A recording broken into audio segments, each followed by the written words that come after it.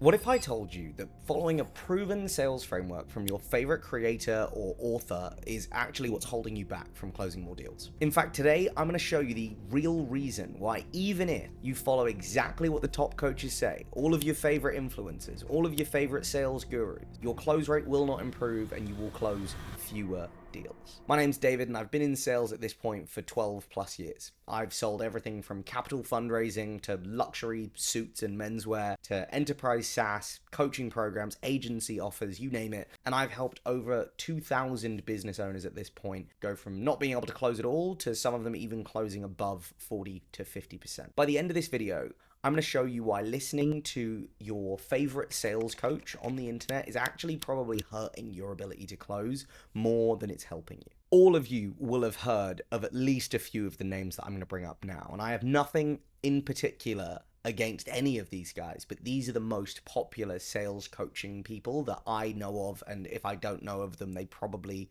are either so good that I haven't heard of them, or they aren't falling foul of the same things that I'm about to tell you about. Now, the most popular, sales influencers out there, Cole Gordon with his 7 steps, Jeremy Miner, NEPQ, Bill Walsh's objection box, I get his Instagram ads basically every day at this point, Alex Hormozi's closer framework, Grant Cardone, Dan Locke, Andy Elliott, Daniel G, you name them, right? You see them all over your Instagram all the time. And these guys are probably where most people at this point have gotten a lot of their selling from. Now, that's one side of the equation. The other side is your more corporate sales methodologies that you'll find if you go and work in big tech, or if you've ever had formal sales training that's been delivered to your organization or company. Spin selling, the challenger sales, Sandler sales, you name it, these kind of like bigger, and then you've got frameworks like Medic and MedPick and God knows what, right? You get taught these methodologies that are essentially the same over and over again, right? And there's a reason that people do it. It's scalable, it's easy to teach, and it gets people up to a certain level. However, the downside of all of those things is that they're a product of their time. Spin Selling, the book, was written in the 70s or the 80s. Challenger Sale was made post the '08 crash. Sandler Sale has been around since God knows how long, maybe even the 1960s, I think, at this point. But the problem is that markets sophisticate, right? What worked in terms of marketing, and I think this is a pretty well-known idea, 10, 15 years ago doesn't necessarily work as it does now. When we were growing up, basically every advert on TV ended with a slogan and they got rid of it because marketers thought it was kitschy and shit. But in reality, they were really helpful for getting them into our brains, but we got rid of it because we thought it would be better, right? Now, they were wrong, but that's not the point. The point is that over time, stuff gets saturated and stuff stops being as useful. When you have tactics or methodologies that are essentially aging as time goes on, you end up with them being less effective over time. Now, if you're blindly following any of these given strategies or tactics, right? And it's no slight against any particular coach or trainer or whatever, but it's just the nature of the market.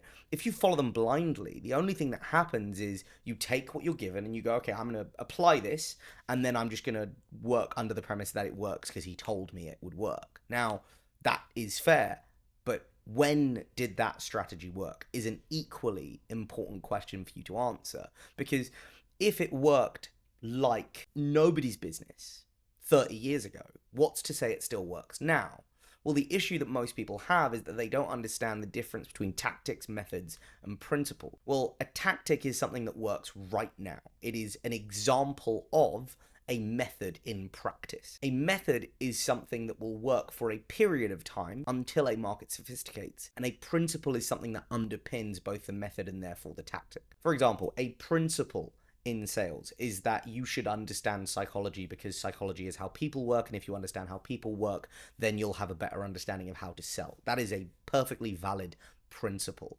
Well, a method that takes advantage of that is Jeremy Miner's NEPQ, right? Anyone who's gone through it, yeah, he puts a fair amount of credence to understanding psychology and framing and anchoring and stuff like that in your communication, which allows you to take advantage of the principle. When you go even further up the funnel, you get to a tactic, and that could be something like Alex Hormozi's fair enough. He says, end all of your statements or asks with fair enough with upward inflection, right? Because it will get them to, basically agree that actually, yeah, that's fine. right? But that's a tactic. That's only going to work for so long.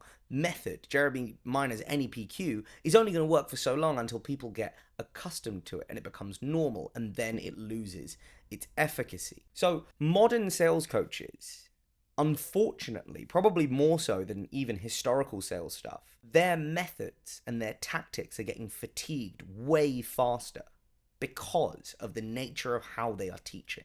When stuff comes up on your Instagram feed, when stuff comes up on YouTube, when stuff comes up through the nature of the channel that it is being shown on, stuff is going to get dissipated into a market far, far, far faster.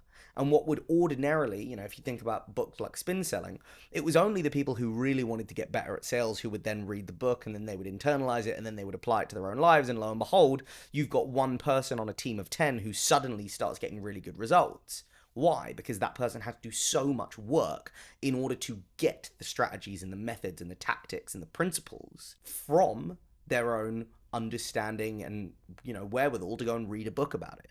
Now, all you need to do is follow an Instagram account, and you've got quips from Alex Hormozy, or you follow Jeremy Miner on Instagram and he gives his little actionable sales tips, or 100 other different creators who are giving away the tactics and maybe even the methods if you pay them to show you that you can also close like them. Well, the downside of that is that because it's so easy for people to pick those up and implement them themselves, that the market that they are selling to, and that's not about industry, it means literally prospects as a market, start to get more attuned with certain sales tactics and certain sales methodologies. The accessibility of these mechanisms mean that the recipient prospects are going to get really, really quickly saturated by the same methods or the same tactics.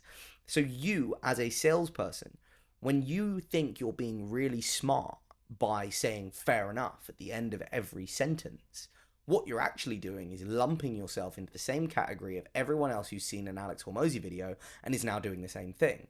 Now, that's fine because it works in theory until the underlying method fails or the underlying principle gets so saturated that you have to change it. But the problem is, if you don't understand the principle of why it works, you'll never be able to create something new in and of yourself. That is where these big sales gurus, the coaches, whatever, aren't teaching from principles, because they'll work themselves out of a job. If they teach you the principles you can create based on your own knowledge, if they don't, then they're forced, or then you're forced to keep buying the methods that they sell you, right? And that's half the fun of the game. Buyers are sophisticating because they're hearing the same methodology, they're hearing the same tactics over and over and over again by everyone who has access to the internet, which is now everyone. Now, you as a salesperson may be great, but if someone who is absolutely useless has listened to the same stuff, and they're also saying fair enough at the end of every sentence, and they're following Alex Hormozy's 7-step closer framework, or Cole Gordon's, or Jeremy Miner's NEPQ, what happens if the prospect had a really bad time, or was really jaded at the end of the conversation, or they bought something from someone using that methodology and the thing didn't work? Well, now you are being thought of in the exact same way as that person because you are selling in the same way. Now, the human brain doesn't really like to make too complex comparisons in its brain. It's going to reach for the most available thing. And if you are selling just the same way that that other person who sold me and it turned out to be a massive scam are selling, well, I have to assume that this is probably a scam too. So, if you overuse things, and it's not a you thing, but if the market overuses a certain tactic or method, it soon ends up with the prospects realizing that this is just another sales strategy. This is just how this works. And that makes them feel sold to. And when they feel sold to, they don't feel trusting. And without trust, you're never going to get a prospect to close. So, how do you actually solve this? Well, you have to learn why the things that you're being advised to do by your Alex Hormozys, your Jeremy Miners, your Cole Gordons, etc. work. You have to dig deeper into the principle. And if you understand the principle, you're able to actually create new versions of it. Here's different methods that you can use to actually find out what the principles behind these things are. And if you can't answer them, that's where you need to go and do the research. That's where you need to find coaches who will explain principles to you. The 5 Whys framework is really helpful. I've been doing it this way for this many years because... oh, well, because of this. Okay, well, why have you been doing it like that? Oh, well, because when I do that, this happens. Okay, well, why does that happen? Well, it happens because of this. Okay, well, there is most likely your principle. And if you can take the principles and then create new strategies based on your understanding of the principle, you're going to be able to create newness that is going to be robust enough to withstand buyer side sophistication. Okay, well, how else can you do it? What you can do is actually build logic. And if you can build logic, you get away from using specific tactics and methods. If you have the logic of a sales call mapped out based on however many different prospects you have, based on however many different ICPs or industries or markets or use cases or whatever, and you can build logic outside of the call, well, when you get onto the call, the actual methodology or the actual tactics becomes secondary because you already know how to take calls in a specific direction based on logic. And then the last one I would say is probably the most difficult one to actually operationalize, is you need to take whatever script you're using, you need to take whatever framework or whatever that you've gotten from insert one sales coach here, and you need to take it and distill the parts that are actually good. And once you've distilled those parts, you then have to combine it with a bunch of other sales methodologies, a bunch of other learnings, a bunch of other distilled concepts, principles that you can then use to create your own sales methodology. And if you've been given a sales script by your company, if you're a rep and you're watching this and you're like, well, I have to do what they say, yes, you do. But you also have license to be a salesperson and build and create and develop. And if you're able to do that, you're now in a completely separate realm from everyone else who works there. If you're a sales rep working on a specific offer, right, or you're in a particular industry and everyone does it one way, well, you're probably going to get the same results as everyone else. But the minute that you're able to say, okay, well, I looked at this person and this person and this person, they all do different things that are great. I'm going to take the best parts. I'm going to understand why it works. And then I'm going to create my own version of that that relies on the same principle. That's where you're going to be able to, one, sell better than all of them because you're distilling down concepts and creating your own, but also you're going to create something that's robust against other people in the market because no one else has created the same thing that you have. Now, if you can do all of this right now, you would still probably face the exact same problems in different form. You still wouldn't be able to develop enough pain. You still would probably be reliant on the new script that you created if you created one, or you'd be relying on other people's scripts that they've given to you, and you're probably still asking the wrong questions. So if you want to solve that, watch this video right here.